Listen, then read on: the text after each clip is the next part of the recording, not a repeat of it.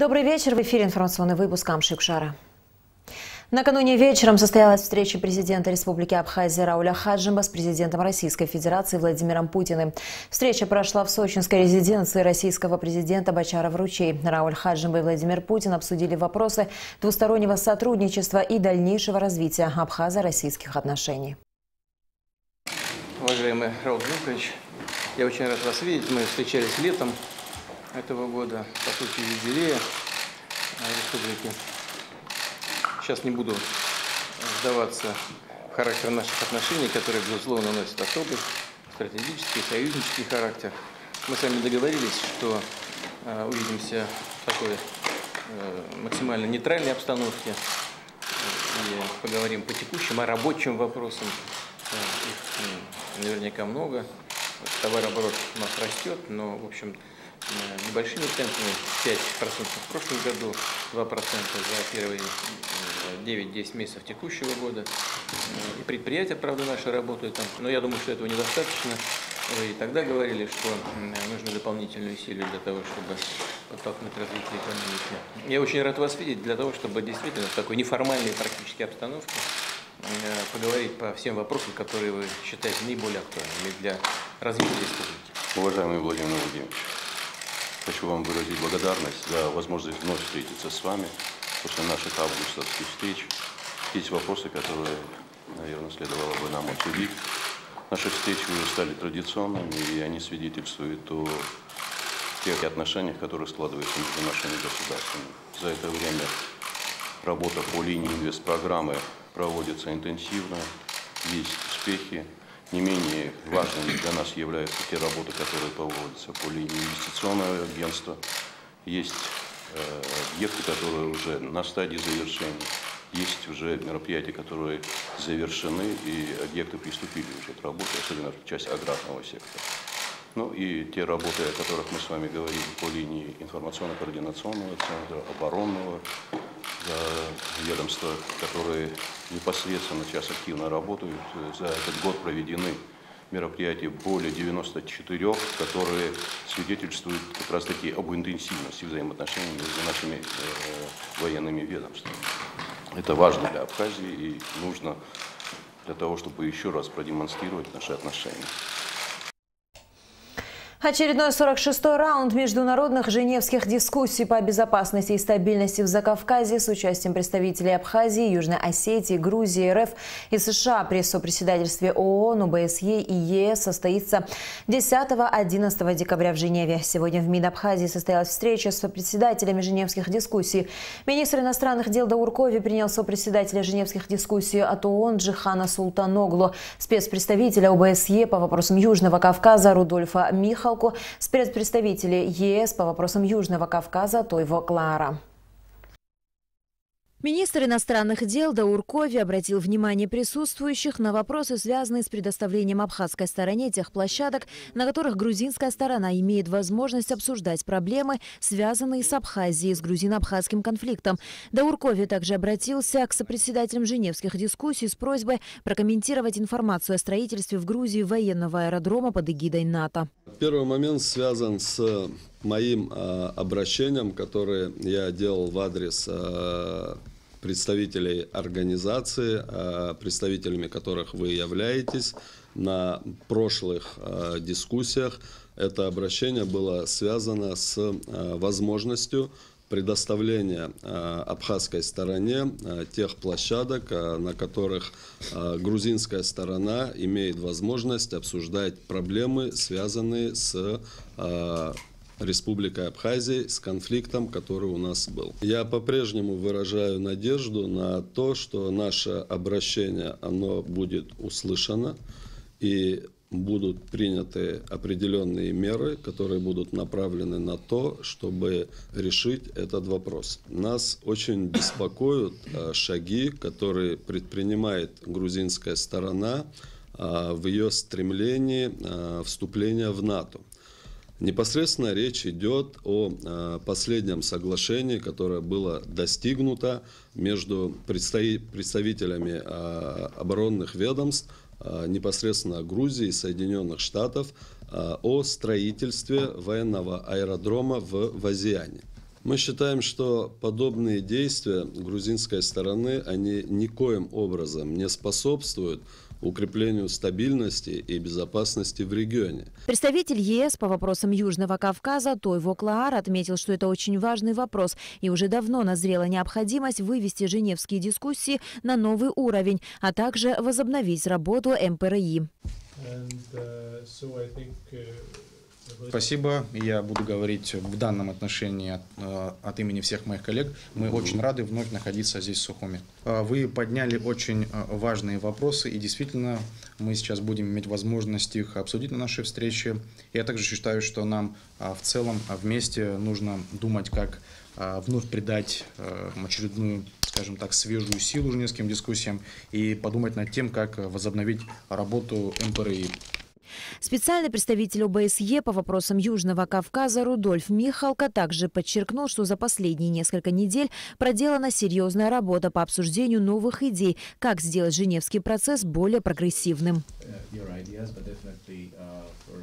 Спасибо большое. За последние несколько недель мы работали очень серьезно над новыми идеями, мыслями, как сделать женевский процесс более прогрессивным. Я считаю, что мы способны добиться успеха в этом отношении, и мы в данном случае ждем, конечно же, и вашей помощи, и инициатив с вашей стороны.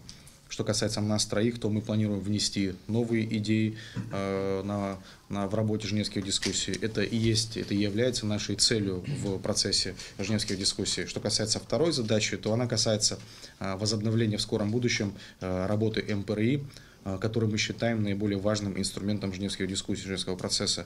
И, как я уже сказал, мы готовы внимательно выслушать вашу сторону, узнать, какие у вас мысли и идеи. И, помимо всего прочего, мы также планируем затронуть сегодня ряд гуманитарных вопросов. Далее встреча продолжилась без участия журналистов. Затем сопредседателей женевских дискуссий по безопасности и стабильности в Закавказье принял президент Рауль Хаджимба. Президент поприветствовал гостей, а также дал оценку переговорному процессу. Мы понимаем, что не всего можно достичь сразу, но есть определенные вопросы, которые должны понимать во многих европейских государствах. Нормы международного права прописаны не для отдельных стран. Мы также обладаем правом жить, развиваться, общаться с внешним миром. Но до сих пор понимание того, что Абхазия – это государство, у которого есть необходимость взаимодействия с мировым сообществом.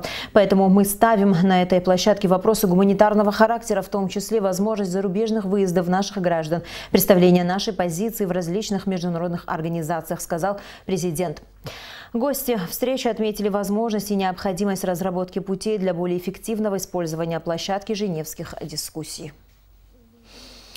Делегация Народного собрания парламента Республики Абхазия принимает участие в международной конференции на тему «Роль взаимодействия фракций политических партий и блоков в межпарламентском сотрудничестве стран СНГ», которая проходит в Государственной Думе Федерального собрания Российской Федерации. Цель конференции – обмен парламентским опытом межфракционного сотрудничества и обсуждение путей развития связи между фракциями политических партий законодательных органов стран СНГ, а также связи между депутатами, представляющими различные партии и общественные объединения.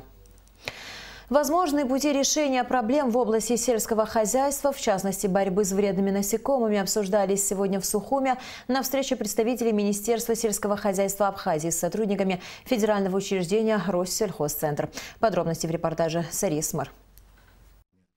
В начале заседания исполняющий обязанности министра сельского хозяйства Владимир Дауров рассказал о сложившейся ситуации на территории Абхазии. Сегодня ведется активная борьба по уничтожению мраморного клопа. Подобная работа начала проводиться еще в прошлом году в связи с резким увеличением количества вредителя, что нанесло большой урон практически всем видам сельскохозяйственных культур. Вот почему, по словам Владимира Даурова, были приняты все необходимые меры для уничтожения мраморного клопа. Было подготовлено и отправлено на имя министра сельского хозяйства Российской Федерации письмо о сложившейся ситуации в нашей республике. Между тем, Министерство сельского хозяйства Республики Абхазия, самостоятельно используя ресурсы запаса пестицидов, приступило к мероприятиям по защите сельскохозяйственных культур от данного вредителя для граждан сельской местности, ведущих личные подсобные хозяйства. Началось выделение пестицидов для принятия ими срочных мер по предотвращению распространения вредителя на своих участках. Согласно плану, были созданы рабочие группы из российских экспертов, которые в течение нескольких месяцев мониторили ситуацию и создавали условия для уничтожения клопа.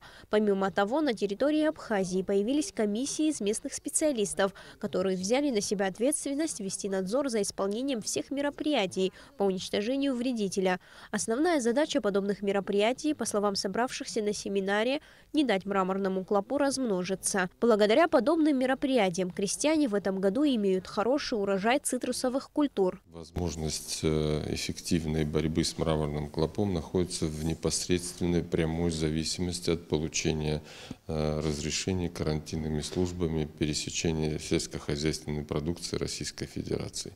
Если российские коллеги, отвечающие за состояние, фитосанитарное состояние наших полей или садов, видят, в какой активности и эффективности проходит работа по борьбе с мраморным клопом, соответственно, и меры, связанные с ограничениями, карантинными ограничениями провоза сельскохозяйственной продукции, будут сняты.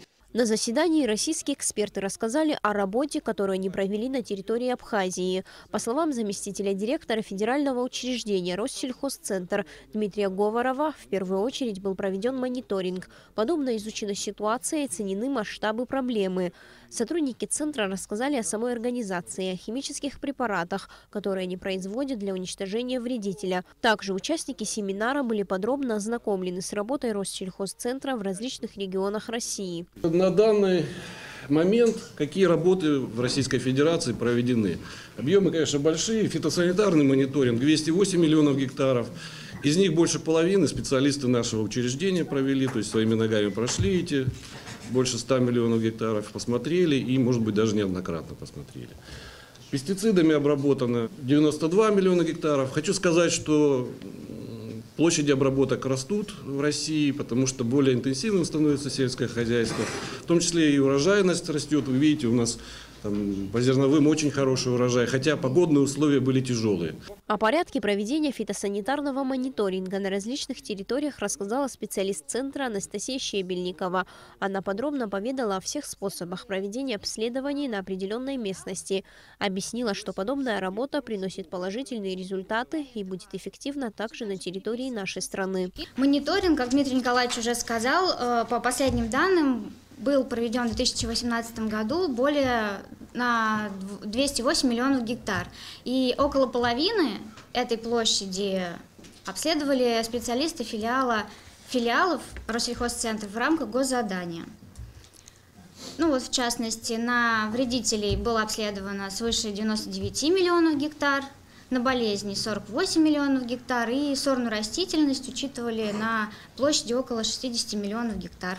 На семинаре обсуждались все проблемы, с которыми сталкиваются специалисты в своей работе. Эксперты говорили о методах, которые способствуют уничтожению вредителей не только в Абхазии, но и в различных регионах России. Делились приобретенным опытом и наметили планы сотрудничества. Сарьесмер, Тамас Чиковани, Абхазское телевидение. Культура как стратегический потенциал страны. Это тема 7-го международного культурного форума, который завершился на днях в Санкт-Петербурге. В нем приняли участие более 35 тысяч человек из разных стран мира, в том числе делегации из Абхазии во главе с министром культуры Эльвирой Арсалия. В ходе форума министры культуры Республики Абхазия и Российской Федерации подписали план сотрудничества на 2019 год. Санкт-Петербургский международный культурный форум проводится ежегодно с 2012 года. Он направлен на сохранение и развитие российской культуры, поддержку культурных инициатив на международном уровне и развитие международного сотрудничества в сфере культуры. Ежегодно форум притягивает тысячи экспертов в области культуры со всего мира, звезд театра и кино, оперы и балета, выдающихся режиссеров и музыкантов, общественных деятелей, представителей власти и бизнеса. И вот уже 6-й год подряд делегация из Абхазии принимает участие в Санкт-Петербургском международном культурном форуме. В рамках форума были подписаны соглашения о сотрудничестве между Республикой Абхазия и Российской Федерацией. Кроме того, что мы подписываем уже по традиции ежегодно свой план сотрудничества на следующий год, для нас это еще возможность познать новое, и, конечно, пообщаться с нашими коллегами на предмет каких-то следующих будущих проектов. Какие уникальные возможности дает этот форум? Он расширяет для каждой страны-участницы культурные границы, потому что только в рамках форума мы можем на дискуссиях, пленарных заседаниях, круглых столах говорить на тему культуры, культурного развития, культурного наследия с теми странами, с которыми, возможно, там у нас пока не складываются какие-то более формат другой сотрудничества. Работа форума проходила в 3 направлениях. Обширная дискуссионная программа была адресована специалистам различных областей культуры. Деловая площадка создавала условия для реализации проектов и подписания соглашений в области культуры. А фестивальная программа включала многочисленные культурные мероприятия для жителей и гостей Петербурга. Делегация Абхазии посетила разные площадки форума, к примеру, выставку современного катарского искусства, церемонию награждения общенациональной премии «Меценат года», фестиваль «Опера» и другие. Также абхазская делегация приняла участие в работе различных конференций, круглых столов и пленарных заседаний. Одна из самых главных тем в этом году – это борьба с культурным беспамятством как глобальная угроза национальной безопасности. Сегодня эти вызовы, они звучат именно так, что культурное беспамятство сегодня приравнивается к очень большим и сложным вопросам, с которыми сталкивается каждое государство. На открытии самого форума, который открывал по традиции президент России Владимир Владимирович Путин, был объявлен годом театра. 2019 год будет годом театра. И мы рады, что наш план сотрудничества на 2019 год, он как раз-таки начинается с обменных театральных гастролей. Таким образом, ежегодный Санкт-Петербургский международный культурный форум стал еще одной площадкой, где Абхазия может обсудить самые интересные проекты и достижения в области культуры со специалистами из разных стран. Аля Катрапш, Ильдар Дамиров, Абхазское телевидение. Пресс-служба Министерства культуры и охраны историко-культурного наследия сообщает, что 4 декабря в Центральном выставочном зале Союза художников Республики состоится выставка абхазских художников на премию «Лучший художник года». На выставке будут представлены работы в жанре живопись, графика, скульптура, декоративно-прикладное искусство. Работы художников, отмеченные экспертной комиссией, будут рекомендованы на приобретение картинной галереи Абхазии. И в завершении выпуска о погоде. По сообщению Гидрометцентра, завтра в Абхазии ожидается переменная облачность, ночью и утром дождь, днем погода прояснится. Температура воздуха ночью 5-10, днем 8-13 градусов, температура морской воды 16 градусов.